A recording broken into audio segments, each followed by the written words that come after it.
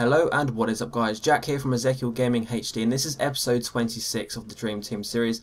And as you may have noticed already, well, you may have or may not have, I'm not sure, I haven't uploaded a Dream Team episode for quite a while. Some of you have suggested to bring it back. I obviously want to carry on this series. I absolutely love playing this series. So guys, if we can reach 350 likes on this episode today, I'll make sure I get another episode out for you tomorrow. It's as simple as that. Just put a like target on it, see if you guys like this series and want me to upload some more. Also, check out FIFA Coins today if you're looking to buy some Ultimate Team coins.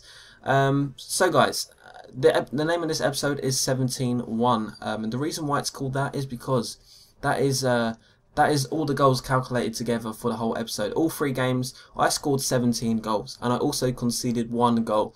It was in the last game that I conceded a goal as well. So yeah, I dominated, as you can tell.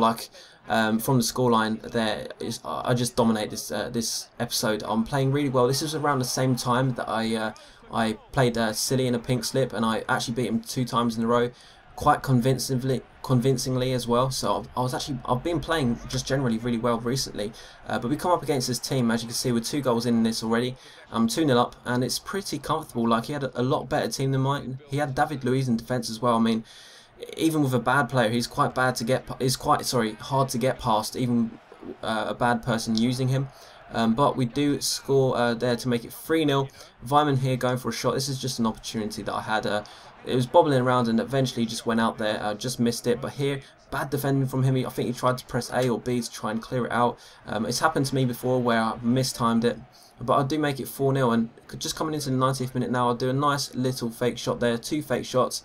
Put it into my CDM, put it over to Vidra, goes for a weak foot finish across, and I think that is checking goal. I can't quite clearly see on my screen, but if it was, I can't remember if it was, that is it. That is even better than I thought, because shooting across the goal with a weak foot beating check is pretty rare, to be honest, generally in gold games, never mind with my silver players. But anyway guys, after that game, I just needed some contracts, and I felt pretty confident with my team at this stage. And it's been a long time in this series since I felt confident with this silver team going up against silver teams, you know, never mind gold teams. So after this, just got some contracts. I like the formation that I used. I used the 4-1-2-1-2 because I wanted to have I wanted to have my wingers, but I also wanted to have 2 strikers. So that is a really good formation. I hadn't used it that much in FIFA 14 yet, so very impressed with that formation. But then I wanted to rest one of my strikers because he was getting low on fitness, so I still wanted to keep my wingers. So I went for a different formation. I went for 4-5-1, and it actually works really well. And I think the centre mid, or the CDM is actually playing in the centre mid, but obviously he should still get max chemistry. Even if he had like 8 chemistry, I wouldn't mind. He'd still play pretty well. And then we come up against this team, and basically this game, if I win this game, I get promoted, and I also win a title. And if I win the title, not only do I get like 2,000 coins, but I also get 10 Dream Team points. So I was pretty well prepared for this. Winning 5-0 in the last game, I was up for it, you know. But Tonev gets through here. I remember that he had 5-star weak foot, and I think he's left-footed, so I went for a shot across goal, and I get a little bit lucky. You may notice with these big winnings from me, like if I win like 8-0, you will notice that my first few goals are quite lucky. But in a way, I've actually made that luck through just shooting and creating the opportunities. So it's really good so far. 3-0 up, and just going in after half time, go and take a shot across goal there. And my CDM, I always say my CDM because I don't know how to pronounce his name. He shoots from just outside the box, I think it was, or across the goal. And again, getting through. He's actually on 2 goals now, so ready for his hat-trick. We're winning 5-0 against a full gold team. And I know it wasn't the best team, and he's obviously not the best player. It is Division 10, but for a silver team, and for my kind of luck in this series so far, this has been really, really good. Here, that's CDM again. Playing it into Vidra, G going through here, then waiting for, I think it's Williams, to try and get on side, but it kind of bobbles out even though I'll get tackled. I go for a chip shot, and it just sneaks in. Very lucky. I honestly didn't think that would go in. I thought I'd just take a cheap shot, and again I go for a chipped shot. So that's about 3 or 4 goals so far in this episode that I've scored from a chip shot. I mean, that's very rare. I've gone through episodes of Dream Team where I've only scored like 5 goals. Already we're at like 13 goals, so that's pretty amazing.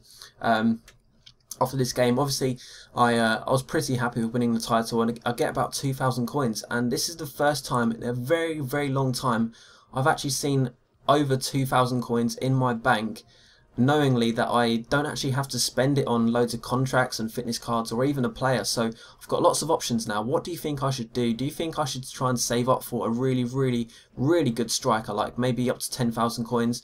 Or do you think I should just keep my team, keep my coins, and eventually win this Silver Cup? So, if you remember before, I was into the semi-final of the Silver Cup. So this was the semi-final, and I went up against this team and thought, oh my god, that guy Emenez, he's going to have plus 10 attribute card or plus 15 pace card. Either way, like I was playing well, and I played the through ball there to Vyman, went for a shot, and it was a P-roller, but it went into the back of the net, and it just filled me with a little bit even more confidence now after winning the game so far in this episode. Nice little passing. I was just passing like an absolute beast this game.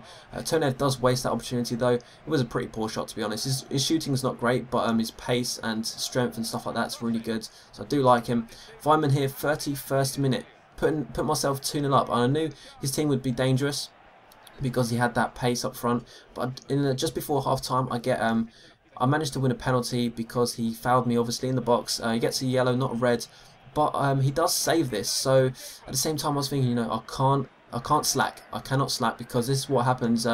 As soon as he makes a bit of space, tried to play him offside, but he got through, and he has too much pace ready for me to handle, and he shoots across the goal, and it goes in.